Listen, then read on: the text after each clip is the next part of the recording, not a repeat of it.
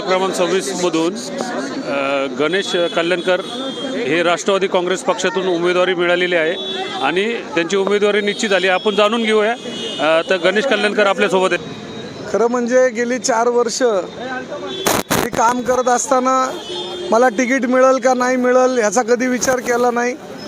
अनेक वेळेला असं वाटत होतं की निवडणुका आत्ता होतील मग होतील. निवडणुका म्हणजे महिन्यांनी नाही वर्षानुवर्ष पुढं चालले होते. अशा वेळेला जेव्हा सुप्रीम कोर्टाने आदेश दिला त्याच्यानंतर राज्य शासनाने संपूर्ण तयारी केल्यानंतर निवडणुका होण्याची जेव्हा दृष्टीपथं द्यायला लागली त्यावेळेस अनेक कार्यकर्ते रस्त्यावरती यायला लागले. पण आम्ही गेली 4 वर्ष रस्त्यावरती हजारो लोकांची कामं केली. आत्तापर्यंत जवळपास 1 लाख लोकांची कामं केली. ती कामं करताना आम्ही कधी भेदभाव नाही केला की हा माझ्या प्रभागातला आहे का नाही आहे. ह्या कंपाऊंडमध्ये जो कोणी आला आम्ही त्या सर्व नागरिकांची कामं करण्याचा प्रयत्न केला. आणि आज तुम्ही आता पाहताय की आजूबाजूला सगळ्या लोकांना आनंद झालेला उमेदवारी मिळाल्याबद्दल. खरं म्हणजे मी नेहमी सांगत होतो की बाबा आपल्याला निवडून यायचं आहे ह्याच्यापेक्षा नागरिकांना वाटलं पाहिजे की आम्हाला निवडून दिलं पाहिजे असं काम आपण करावं असं मी सतत माझ्या स्टाफला माझ्या मुलीला मी सांगत होतो.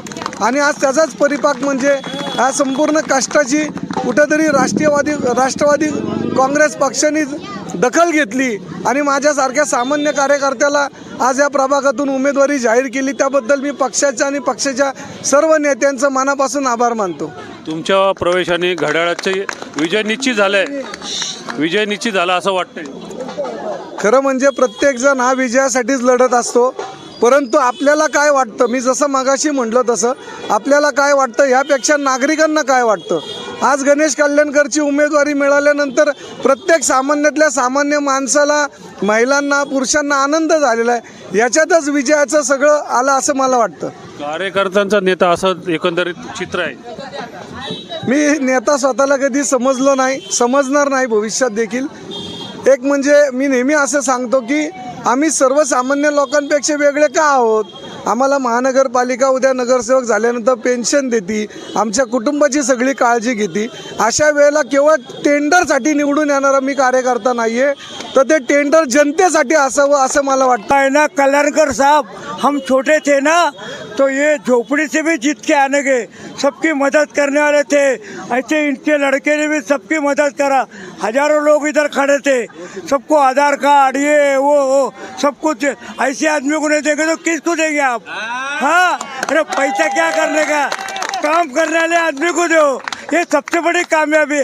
हमारी उम्र 1947 15 अगस्त पैदा हो गए हम.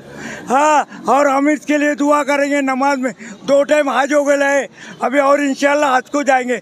महिंद्रा में 35 ईयर्स काम किया. उन्होंने सब मंदिर बताया हमको. गजानन महाराज कुशेश्वर त्रिमकेश्वर वनी देवी शनि सिंह हमने उसको दरगाह बताए. हम चिल्लाने के जय शिवाजी जय भवानी. आम्हाला खूप छान वाटतंय. बस भाऊ जिथून यावं बस तेवढंच बोलणं आहे आमचं. कल्याणकरचं भाऊचं जय असो. बहुत भारी अच्छा लगता है बाबा. अच्छा है ये काम. मेरा काम इनो कर को दिए सही. आणि आमच्या इकडचे सगळ्यांचे कामं त्यांनीच केलेले आणि एकदम छानपैकी काम केलेले आणि हेच येणार आहे. आम्हाला आज फार आनंद होतोय की कोणताही राजकीय वारसा नाही. कुठलाही आजोबा पंजोबा काका मामा आमदार खासदार नसून ग्राउंड लेवलला काम करणाऱ्या माणसाला आज तिकीट भेटलंय व त्यांची 4 वर्षाची मेहनत त्या मेहनतीचं आज हे फळ भेटलंय असं आम्ही म्हणू शकतो. इथून पुढेही ही मेहनत अशीच अविरत चालू राहणार. यांचा वारसा म्हणजे कार्यकर्ता आणि कार्यकर्ता म्हणजे ही जनता जनार्दन.